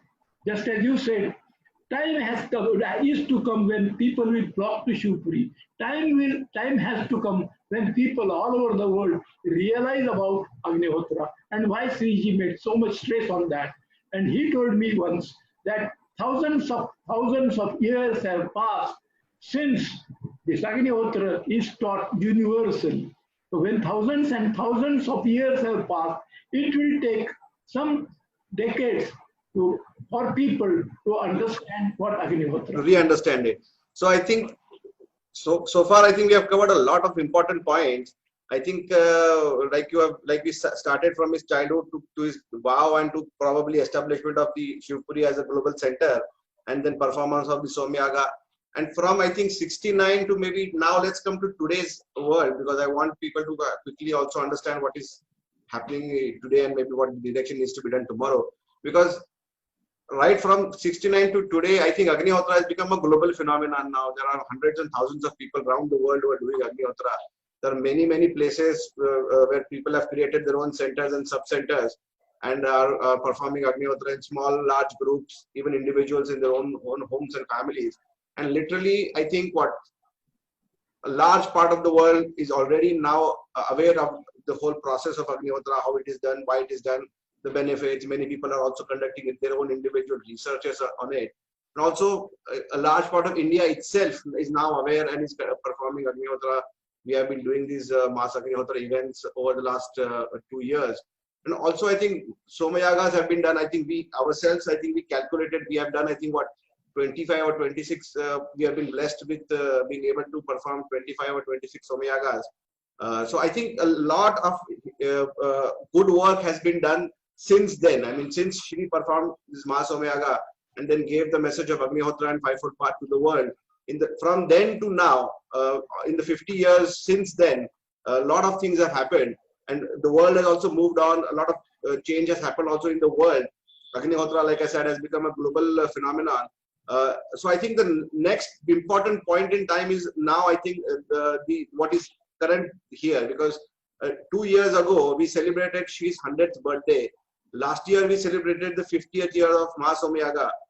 So many important milestones came in the last 2 years, and today we are in this crisis situation, you know.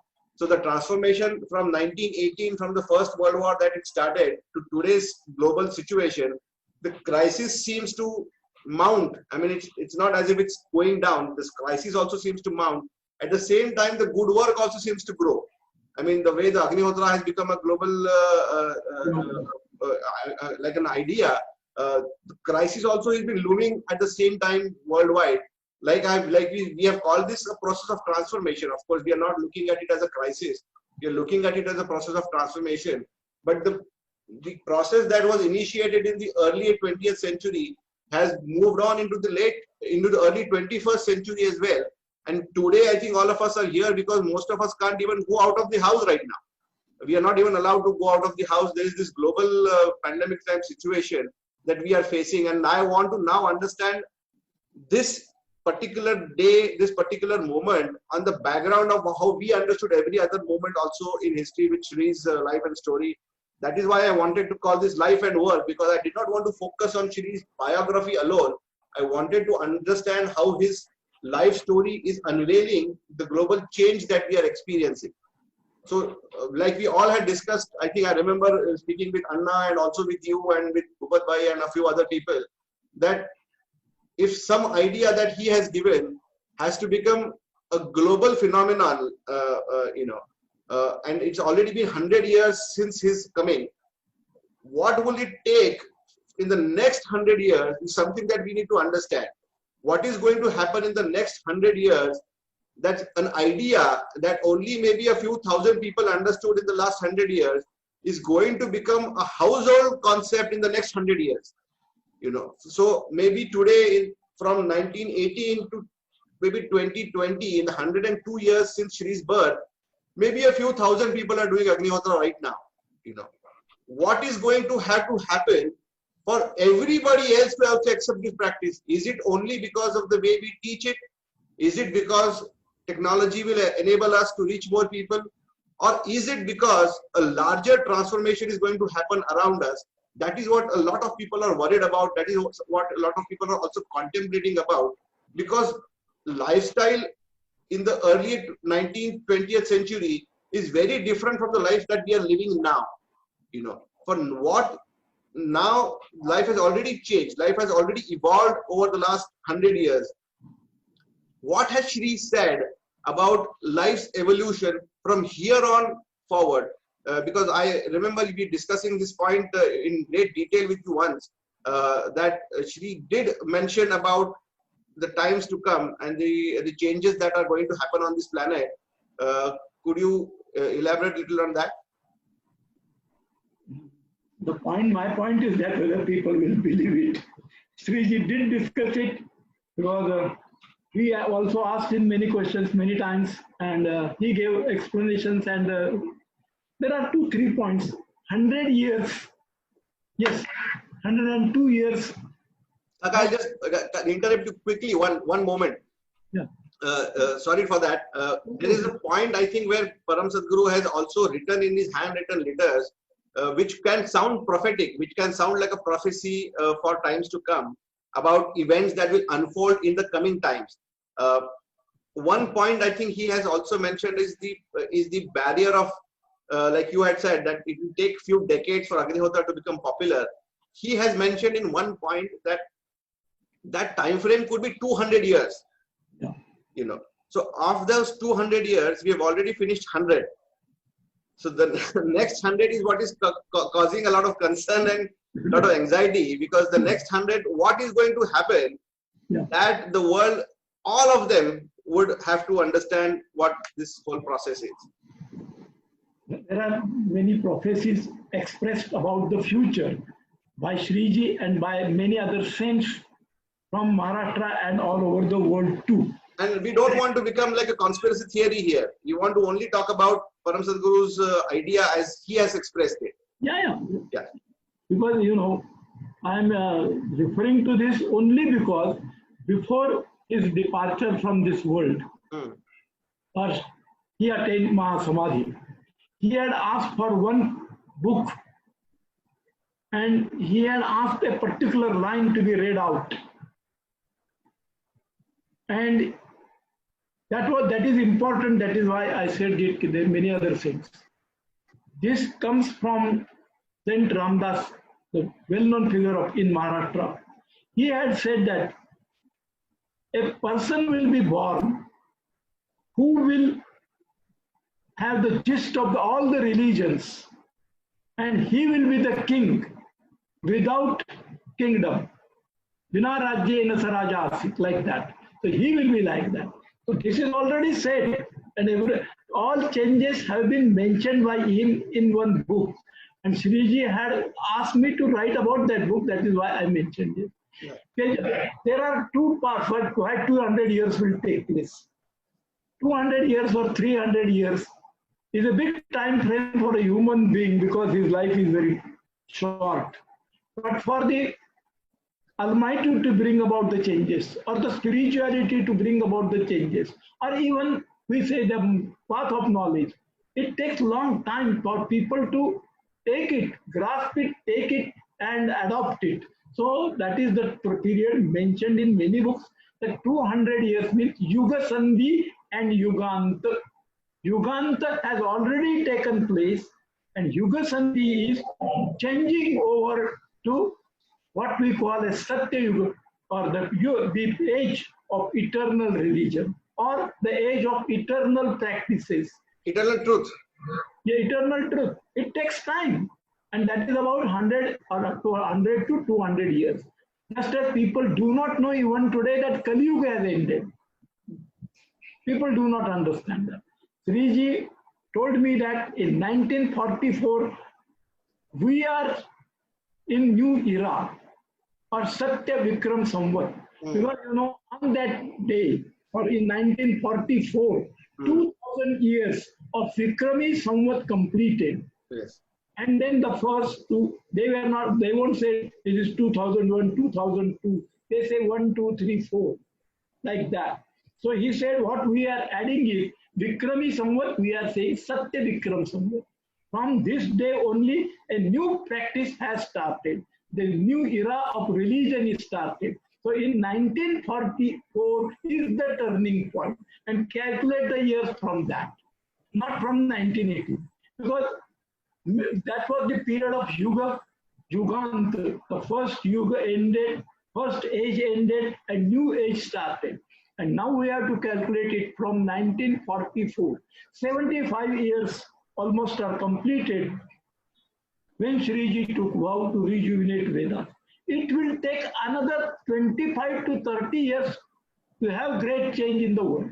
Not more than that. Not more. 100 years from 1944. Not more than that. Maybe some of us who will be given long life will be able to see it during the next 25, maximum 30 years, change will come all over the world. There is no doubt about that. We don't, because the change began to take place when Swami Samartha came to Akkalkot in 1856. More than 150 years have passed. So now there is no question of pessimism. How many years left? Only 25 to 30 left. For a greater change. Today, people, I am associated, with Shupri for more than 50 years. What we saw last 10, 50 years is a great change. In India, outside India, all over the world. That means the first 50 years or since 1944, now 75 years are completed. 25 to 30 remain, nothing more than that. We have to be optimistic, and this is going to take place. Already beginning has been made. Yes. And he said, when Satya Dharma is established, eternal religion is established, or eternal practices. Eternal truths. Religion is a bad word. Let's keep using this. Eternal truths are established. Right. Eternal way is established. Right. Well, it was all the equipment, all the instruments, all the mechanism that is required for the spread of eternal truths is already available. We are talking even right here. Lockdown all over the world. Yeah, we are still here. We are not locked down. No, we are not locked down. We are working. Right. And secondly, we are discussing. We are talking about it. So nothing prevents us because of the instruments, because available. Of the mechanism, because of the technology. And he told me when this was not there, he told me this in 1978, that you need not worry. All the instruments, all the mechanism, all the technology will be there to spread the word of the word of truth. So there is no question of worry, and not more 25 or 30 years are sufficient for a big change to come. And then people all over the world will come to know about Shupri also. Will be coming to know about Akkalkot also. And we had discussed that 100 years of his birth and was going to be a big turning point also, right? Yeah. It's going to be a big turning point for the world, and we are experiencing it right now. 100 years are completed. We know that big change has come over, and to see that everywhere the message is spread, only 25 years are needed. Nothing more than that. Nothing more than that. We have to be optimistic. And it is not that 200 years will take place or 100 years from here now will be there. No. When Swami Samartha came here, changes began to take place. He wanted to attract the people from all over the world to Akkalkot. That is what he did. Balappa Maharaj took the tradition, took that work ahead. Then Gangadhar Maharaj did, and it was left to Shree to make a revolution. He has done the revolutionary work. Because there are stages and stages. Now we are seeing that the light is there and that the sun has risen over the horizon. It has come up and the light will be there everywhere. Nothing to worry. So this is a big point in time for all of us as well, that who are able to understand both parts. I mean, we are able to understand Shree's background, his philosophy, his message, to participate in it actually as well. Also for to us to experience the change happening in the world around us, that simultaneously we can see both unfold. I mean, we are literally, like I always say, witnessing history unfold. There are many times people say, oh, it would be better if you was born 100 years from now, you know, when everything is done and dusted, everything is settled, and then I would not have to go through all of this great change. But I think this change also is a very interesting point in time for all of us to experience, because we can see things that we have always believed in now become a global acceptance. I mean, all the rules that we are now going to have to follow globally are things that Shree followed all his life.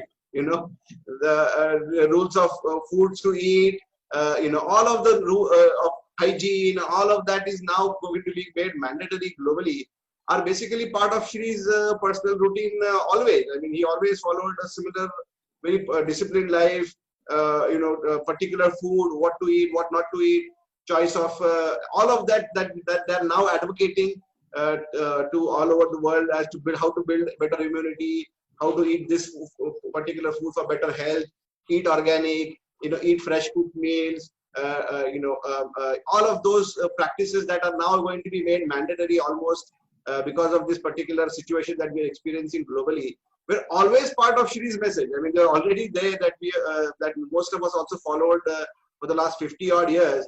And now Agnihotra also becoming like a part that is helping people to rise or make themselves safe and secure in this particular environment. So everything that happens around us somehow seems to aid this movement go forward. You know, and that is something that we have all understood and seen. That is how the Paramatma or the Lord or the people like, or the realized souls, they create the atmosphere for them. Also, I think one final point that I would like to say is that I think the point that we've started in this topic, today's topic in the beginning, is something that all of us also need to understand now, that it is more important to embrace this change rather than to resist it now. You know, that is something that we have to take away from his life story, that we don't have to resist this change. This change is happening for our betterment. This change is happening for our movement away from the old world into the new world of light and truth. I think that is something that all of us need to also understand, that we also need to shift our own consciousness, to shift our own paradigms to a new way of doing things, that we need to also embrace change.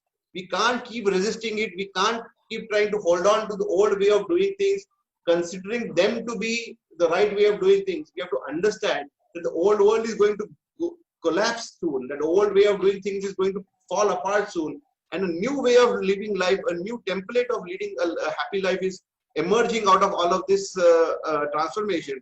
And the best thing to do is to embrace this change, to go with the flow. Like Param Sadguru says, that I went with the flow that the universal consciousness showed me. I went with the flow of that in the direction where my gurus pointed me. And I think that, he says, enabled me to become from an ordinary person to Param Sadguru, that stage of realization. And he is asking all of us also to do the same, to take the path that he has shown us, the path of the Almighty Father, the path of the Rishis, the path of all the prophets that he has said, to embrace that path as our role model, as our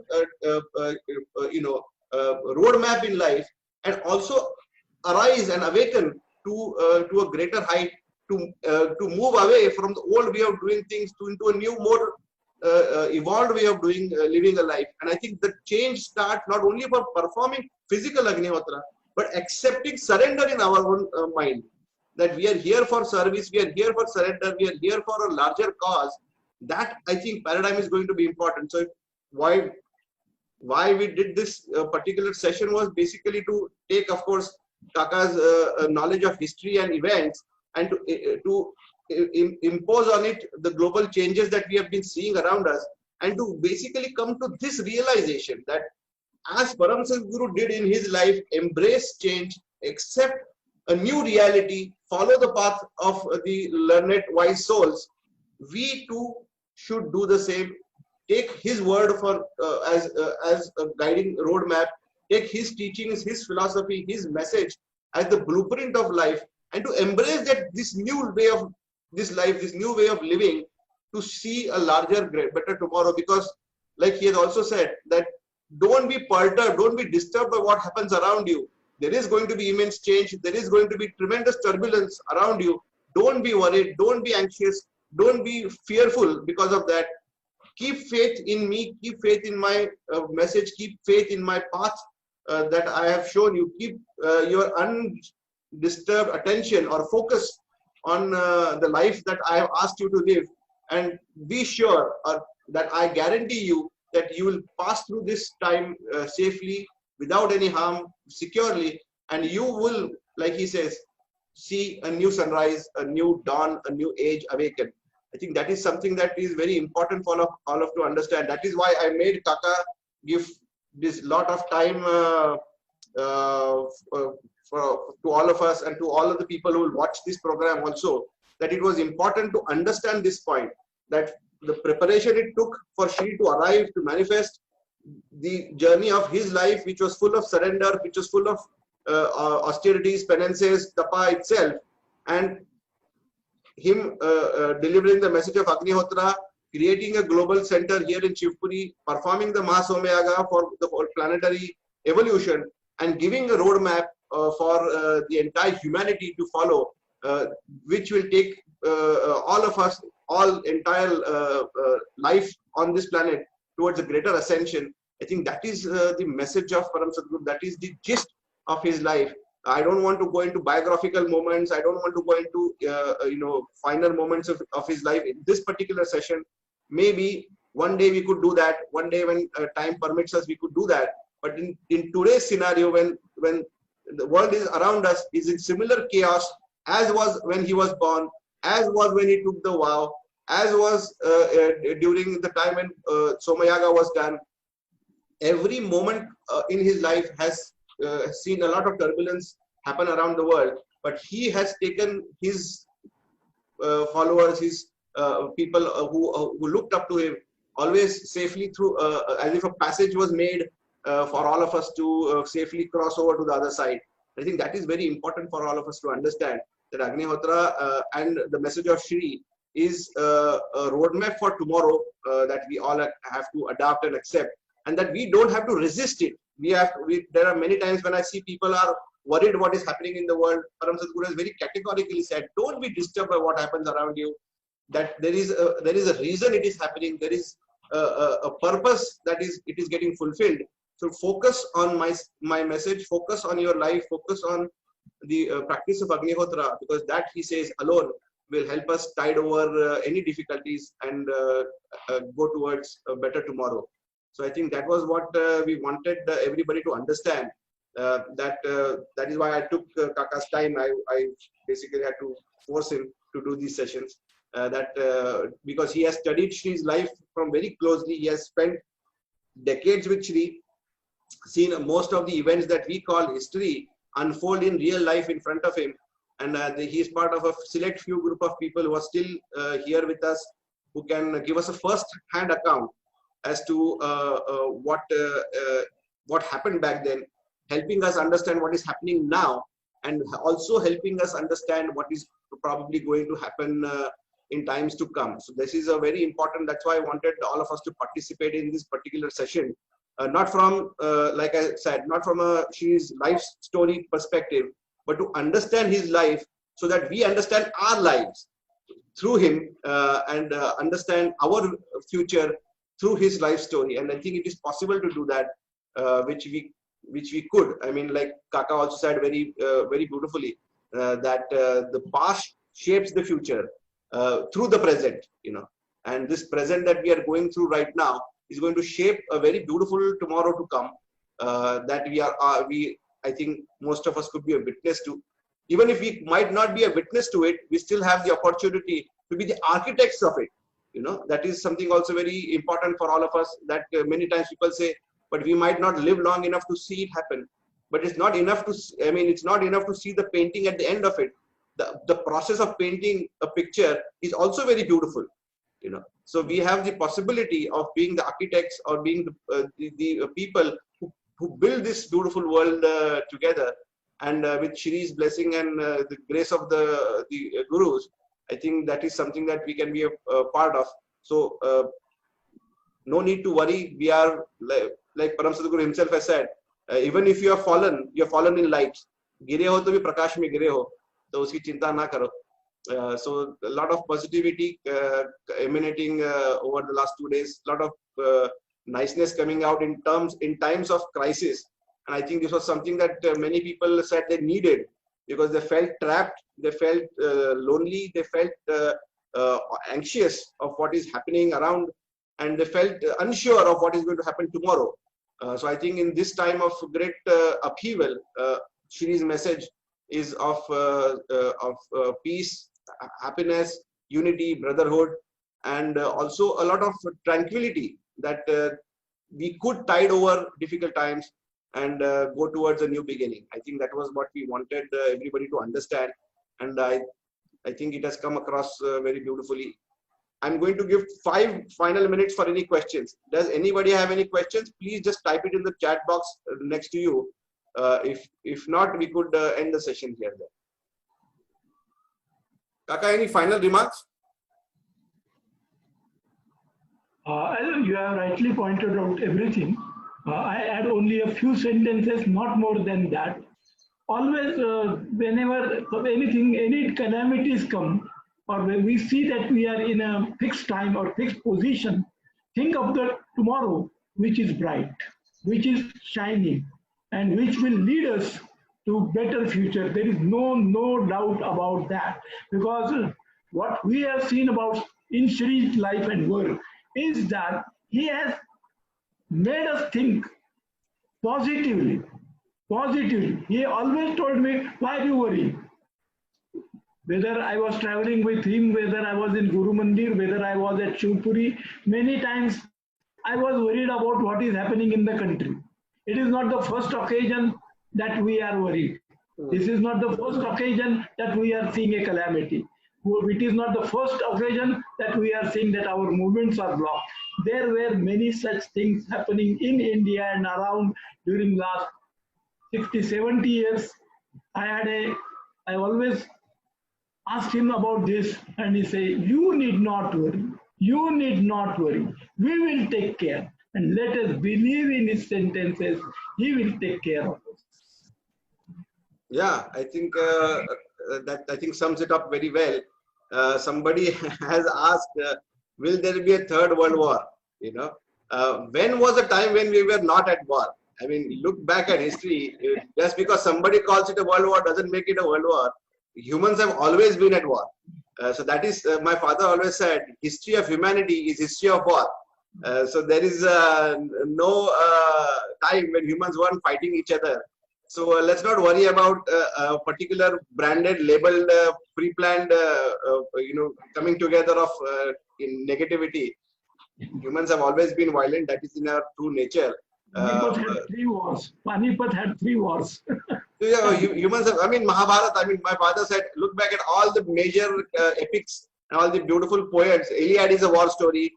Mahabharata is a story of a war. Ramayana is a story of a war. So he says there is war always. So don't worry about humans being violent to each other. We are always being violent to each other. Don't worry. How can we do more work on dana, tapa, karma in our daily life? Yes, I think that is something we could have a different session on that.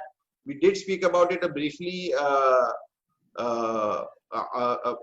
during the sessions we had in the last 30 days, but we'll probably do another session on that. How our vision and mission is derived from Shree's biography. Like that, I think the only strong vision and mission that one should derive is live a life of humility, life of surrender, life of service. That is, I think, the biggest message that comes across from Shree's life. And embrace change. Don't resist change. Change is always constant. It's going to keep happening. Don't resist it. Embrace change. Live a life of service. Live a life of being of help to somebody else, and keep perform Agnihotra. That is, I think, is the basic message from Shree's life. So I think it's time we could end the session here. I thank Kaka for giving us this precious time. There is so much more that could be said. I know Kaka once told me that probably we should do a 7-session series, but I think 7 sessions people would basically hope that the lockdown ends soon then. So let's maybe we could do another session. We had discussed with Kaka that we wanted to do one session on Lord Parshuram's life in the same way that we did on on Shree's life as well. And then maybe one session exclusively on the Vedic philosophy and how all of the 4 Vedas point towards Agnihotra and its performance. So that those 2-3 sessions we could plan with Kaka during the next few days as we go, maybe over the coming days. So, but currently let's end this session. It's already been 2 hours, 15 minutes or so in time. So I thank all of you for joining us, and this of course will be uploaded on Facebook as well. So all of the people who couldn't be with us could watch us there. And we will keep doing these interesting sessions. Like Kaka said, technology has enabled us to do this. Like he said, as if the divine hopes that more of these technologies develop so that more of us could keep coming together and having these satsangs. Thank you all. Thank you, Kaka. Namaskar. So we'll keep talking and see you all soon. Namaskar. Thank you all.